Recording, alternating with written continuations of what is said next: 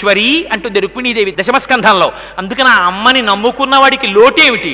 ఇదిగో అటువంటి తల్లి అక్కడ పద్మ సరోవరంలో వెలిసింది కనుక ఆ అమ్మ పాదములు పట్టి నమస్కరించాడా వాడి వైభోగమే వైభోగం. సుందరకాండలో త్రిజట చెప్తుంది, అయ్య దగ్గరికి ఎడితే అయ్యా నేను నీవాడనయ్యా అని చెప్పుకోవాలి. ఎందుకని? సుకృదేవ ప్రపన్నాయ తమాస్మీతి చయాచతే అభయం సర్వభూతేభ్యో దదామ్యే తద్వ్రతం మమ. అదైన ప్రతిజ్ఞ. ఎవడు నేను నీవాడనంటారో వాడిని మాత్రమే ఆయన పట్టుకుంటాడు. అమ్మ దగ్గరికి ఎడితే ప్రణిపాత ప్రసన్నాహి మైథిలీ జనకాత్మజ అలమేష పరిత్రాతుం రాక్షసో మహతో భయాత్. అమ్మ దగ్గరికి ఎడితే నోరు విప్పి మాట్లాడను కూడా మాట్లాడక్కర్లా, భూమి మీద పడిపోతే చాలట అమ్మ రక్షించేస్తుంది. అంతటి దయాస్వరూపిణివి కదమ్మా నువ్వు అంటారు. అందుకనటువంటి వాత్సల్య స్వరూపిణి అయినటువంటి అమ్మ పద్మావతీదేవిగా వెలిసింది తిరుచానూరులో. అక్కడే సూర్యనారాయణమూర్తి ఉన్నారు. చాలామంది తెలియక అక్కడ సూర్యనారాయణమూర్తి ఉన్నారని కూడా తెలుసుకోక దర్శనం చెయ్యరు. నేను ఎందుకు ఈ మాట అంటున్నానంటే, తిరుచానూరులో సూర్యనారాయణమూర్తి దర్శనం చేశారా అని నేను చాలామందిని తిరుమల వెళ్ళిన వాళ్ళని అడిగితే సూర్యనారాయణమూర్తి ఎక్కడ ఉన్నారండి అని అడుగుతుంటారు. కానీ ఉన్నారు స్వామి. ఆ సూర్యనారాయణుడు ఆరోగ్యం భాస్కరాదిచ్చేత్. వెళ్ళి సూర్యనారాయణుడికి ప్రదక్షిణం చేసి ఒక్క నమస్కారం చేశారా ఆయన పొంగిపోయి ఆరోగ్యం ఇస్తాడు, సమస్త సంపదలను ఇస్తాడు. అటువంటి భాస్కరుడు, అటువంటి సూర్యనారాయణమూర్తి తిరుచానూరులో పద్మావతీ సరోవరానికి ఎదురుగుండా వెలిచి ఉన్నారు. మీరు ఇంకా చూడగలిగితే సూర్యనారాయణమూర్తి గుడి పక్కనే శిథిలమవుతున్నట్టుగా కనపడేటటువంటి ఒక చిన్న గుడి ఒకటి కనపడుతుంది. మీరు లోపలికి వెళ్ళి చూడండి. అక్కడ ఉన్న ఒక వృద్ధ అర్చక స్వామి ఎంత వాత్సల్యంతో ఉంటారో మహానుభావుడు. లోపల శుకబ్రహ్మ ఉంటారు, అక్కడ సిద్ధి గణపతి ఉంటారు. మీకు ఎక్కడ గణపతి లేచి నిలబడి ఉండరు. ఆ గుళ్ళో స్వామి గణపతి లేచి నిలబడతారు. ఆ గుడంతా గంటలు కట్టేసి ఉంటాయి. ఎవరికైనా కోరికలు తీరకపోతే అక్కడ గంట కడతారు. ఆ గంట ఫలించింది. పైగా ఆ గుళ్ళో సిద్ధి గణపతి దర్శనం చేస్తే వంశం వృద్ధవడాన్ని చూసేటటువంటి అదృష్టాన్ని ఇస్తాడు. మొన్న చూశారు మా గోపి గారు మనవడు పుట్టబోతున్నాడు. అందుకని అదిగో వంశం ఇస్తారు. వంశం ఇవ్వగలిగినటువంటి సిద్ధి గణపతి ఉన్నాడు. అక్కడే శుకబ్రహ్మ ఉన్నారు, పద్మావతి శ్రీనివాసులు ఉన్నారు. ఇంకా చిత్రం ఏమిటో తెలుసా అండి? పిల్లలు పుట్టలేదు పుట్టలేదు పుట్టలేదని పరితపించిపోయే వారికి సంతానకారకుడైన సంతానకృష్ణుడు ఉన్నాడు.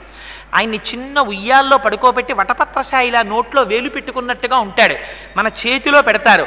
బాలమ్ము కుందం మన సాస్మరామి అని పాట పాడుతూ మన ఉయ్యాల ఊగేటట్టుగా చేస్తారు మన చేతుల్లో పెట్టి భార్యాభర్తలకి. అందుకని అంత పరమ పవిత్రమైన దేవాలయం ఉంది. అక్కడ కూర్చుని శుకబ్రహ్మ తపస్సు చేశారు. తపస్సు చేస్తే శ్రీనివాసుడు ప్రత్యక్షమయ్యాడు. శుకబ్రహ్మకు వచ్చినటువంటి గొప్ప వరం ఏమిటో తెలుసా అండి? పద్మావతి శ్రీనివాసుల పరిణయానికి పరిణయ శుభలేఖని రచించినటువంటి వారు శుకబ్రహ్మే. ఆయనే రాశారు శుభలేఖ. అదెంత అదృష్టం అండి! పద్మావతి శ్రీనివాసుల పరిణయానికి శుభలేఖ రాయడం అంటే ఎంత అదృష్టం! స్వామి ఊరిరిగింపుగా పల్లకి వస్తోంది అనుకోండి, బోయిలు ఉంటారు పట్టుకోవడానికి. మనం వెళ్ళి బతిమాలతాం, అయ్యా ఒక్కసారి నేను ఆ కోడు పట్టుకుంటానండి, నన్ను ఒక్కసారి అనుమతించండి అని అడిగితే వారు ఒక్కసారి ఆ దాపు పెట్టుకునే కర్ర ఒకటి ఉంటుంది, ఆ కర్ర తీసి జాగ్రత్తగా పట్టుకోండి, నువ్వు చూస్తే చాలా పొడుగ్గా ఉన్నావు, పొడుగ్గా ఉన్నవాడికి పల్లకి కొమ్మి ఇవ్వరు, అదో దురదృష్టం. ఎందుకంటే పొడుగ్గా ఉన్నవాడికి ఇచ్చారనుకోండి బరువు అంతా వీడి చేతి మీద వీడి భుజం మీదకి వస్తుంది, వీడు అంతసేపు వహించలేడు. పైగా ఆ ముందున్నవాడికి పక్కనున్నవాడికి కొమ్ము తేలిపోతుంది ఒకవేళ పొట్టివాడు ఉంటే. అందుకని వాడు ఆ కొమ్మట్టుకు వెళ్ళాడాలి, అందుకని అది దిగదటు వేపు. అందుకని పొడుగ్గా ఉన్నవాడిని అమ్మ మీరు పొడుగ్గా ఉన్నారని అంటారు. స్వామి పల్లకీ సేవ చేసుకోవడంలో పొడుగుతనం అప్పుడప్పుడు అడ్డొస్తుంది. అనుభవంతో చెప్తున్నవాడిని స్వానుభవమున్న చెప్పు చవటలారా అని అప్పుడు మనం చెప్పుకోవాలి, అయ్యా నేను వంగి పట్టుకుంటాను ఒక్క క్షణం అని. మన దగ్గర వెంటనే రెమెడీ కూడా ఉంటుందండో, అలా వదిలేసుకుంటాను అనుకోకండి. అందుకని ఇలా వంగి పట్టుకుని 4 అడుగులు వేస్తాం. అందుకని అదిగో అలా పల్లకీ కనబడితేనే పరిగెడతామే. ఇంకా పద్మావతి శ్రీనివాసులకి పరిణయ శుభలేఖ రాయడం అంటే ఎంత అదృష్టం! అది శుకబ్రహ్మకి దక్కింది ఆ క్షేత్రంలో. మీకు ఇప్పటికీ పద్మావతి అమ్మవారి దేవాలయంలో అమ్మవారికి మీరు అభిముఖంగా వెడుతున్నప్పుడు రాజద్వారంలోంచి లోపలికి దిగుతూ ఉంటే మీరు అటు చూస్తున్నప్పుడు అమ్మవారికి ఎడమ పక్కన బలరామకృష్ణులు ఉంటారు. ఈ బలరామకృష్ణుల్ని ప్రతిష్ఠ చేసిన వారు ఎవరో తెలుసా అండి? శుకబ్రహ్మ ప్రతిష్ఠ చేశారు. ఎందుకనంటే వెంకటేశ్వర స్వామి వారి కళ్యాణం జరుగుతున్నప్పుడు ప్రవర కృష్ణ పరమాత్మ ప్రవర చెప్పారు, కృష్ణాంశలో వచ్చారు ఆయన. అందుకని కృష్ అంటే నిరతిశయ ఆనంద స్వరూపుడు. కృష్ణుడు ఎక్కడుంటే అక్కడ ఆనందం. అందుకే మీరు చూడండి, కృష్ణలీలలు దశమస్కంధంలో ఎంత సంతోషంగా ఉంటాయో చెప్పలేను. ఎటువంటి వారవనివ్వండి, వచ్చి కూర్చున్నారనుకోండి, ఆ బాలగోపాలం మురిసిపోతారు. సాధారణంగా పిల్లలు సుందరకాండకి సంతోషిస్తారు. అది ఎక్కడ ఆఖరి రోజున సంతోషం, మొదటి రోజున సంతోషం. ఎందుకంటే హనుమ వైభవం వింటే పిల్లలకి చాలా సరదాగా ఉంటుంది. మళ్ళీ కృష్ణుడి బాలక్రీడలు వింటే ఎంత సంతోషమో. వారిల్లు సొచ్చి కడవల దూరంబుగ నీగి త్రాగితొదనా కడవల్ వీరింట నీసతుండిడ వారికి వీరికిది పెద్ద వాదయ్య సతి ఆడంజని మీగడ పెరుగోడక నీ సుతుడు త్రావి ఒక ఇంచుకత కోడలి మూతింజరిమిన కోడలు ముచ్చనుచు అత్త కొట్టెల తాంగి అని మహానుభావుడు బాలురకు పాలులేవని బాలింతలు మొరలు పెట్ట పక పకనగియా బాలుండాలము చేయొచ్చు ఆలకు గ్రేపులను విడిచ అంబోజాక్షి. ఒకటా రెండా ఎన్ని అల్లర్లు చేశాడో. ఆ కృష్ణుడు నిరతిశయ ఆనంద స్వరూపుడు. అందుకని ఆ కృష్ణుణ్ణి బలరాముడితో కలిపి బలరామకృష్ణుల్ని తీసుకొచ్చి అక్కడ పెట్టారు. కృష్ణుడి దగ్గర ఉన్న ఇంకొక గొప్పతనం ఏమిటో తెలుసా అండి? అందుకే మీకు గోవిందరాజస్వామి వారి గుళ్ళో మళ్ళీ పార్థసారథి అని కృష్ణుడు ఉండి పైన ఒక మాట రాస్తారు. పార్థాయ తచ్చదృశ సారథినత్వయైవ యౌదర్శితౌ స్వచరణౌ శరణం ప్రజేతి భూయోపి మహ్యమిహతౌ కరదర్శితౌ తే శ్రీవేంకటేశ చరణౌ శరణం ప్రపద్యే. స్వామి, నీతో అర్జునుడు తిరిగాడు, కనిపెట్టగలిగాడా నువ్వు పరబ్రహ్మానివని? తెలుసుకోలేకపోయాడు. నువ్వేం చేశావు? నీ విశ్వరూపాన్ని నువ్వే చూపించావు. చూపించి అర్జున నా పాదాలు పట్టుకో అని చెప్పావు. ఆనాడు కదూ అర్జునుడు నీ పాదాలు పట్టుకుని పితేవ పుత్రస్య సఖేవ సఖ్యు ప్రియ ప్రియాయార్హసిదేవ సోఢుం అని అడిగాడు. అలా నాకు కూడా నీ పాదాలు నువ్వే దర్శనమిప్పించవయ్యా అని అడుగుతారు. ఆ బలరామకృష్ణులు ఇద్దరిని శుకబ్రహ్మ ప్రతిష్ఠ చేశారు. 1905 సంవత్సరంలో ఆ హాతీరాంకి సంబంధించినటువంటి మఠం వాళ్ళు తిరుమల తిరుపతి దేవస్థానానికి పాలకవర్గంలో ఉన్నటువంటి సమయంలో అదిగో అప్పుడు జరిగింది ఒక విచిత్రం. సుందరేశ్వర స్వామి వారికి ఉత్సవమూర్తి మాత్రమే ఉండేది పద్మావతి అమ్మవారి దగ్గరే. 1905లో మొట్టమొదటిసారి వాళ్ళు శ్రీ భూ సమేత సుందరేశ్వర స్వామి వారి యొక్క దేవాలయ నిర్మాణం అప్పుడు చేశారు. మనం ఇప్పుడు ప్రతిసారి అమ్మవారి దర్శనం అవగానే ఎడం పక్కకి ముందు వెడితే బలరామకృష్ణులు కనబడతారు, ఇంకా పక్కకి వెడితే సుందరేశ్వర స్వామి వారు కనపడతారు. శ్రీభూ సమేతులై వెంకటేశ్వర స్వామి వారిలా ఉంటారు. మీరు ప్రదక్షిణంగా అలా వెనక్కి తిరిగితే ఆ వెనకాల ఒక పెద్ద పుట్ట పడగపట్టిన పాము కనపడతాడు, అనంతుడు సుబ్రహ్మణ్యుడు. అక్కడ నమస్కారం చేసి ఇంకొంచెం ముందుకి తిరిగి ఇలా వస్తే ఇలా నిచ్చెనలా వేసి ఇలా కిందకి దిగుతూ ఉంటుంది. అక్కడి నుంచి చూస్తే విమానంలో లక్ష్మీదేవి కనపడుతుంది. అమ్మవారు నల్లటి బోర్డర్ ఉండి ఆ బోర్డర్లో కూర్చుని ఉంటుంది. లోపల ఉన్న అమ్మవారెంతో విమానంలో ఉన్న అమ్మవారు కూడా అంతే.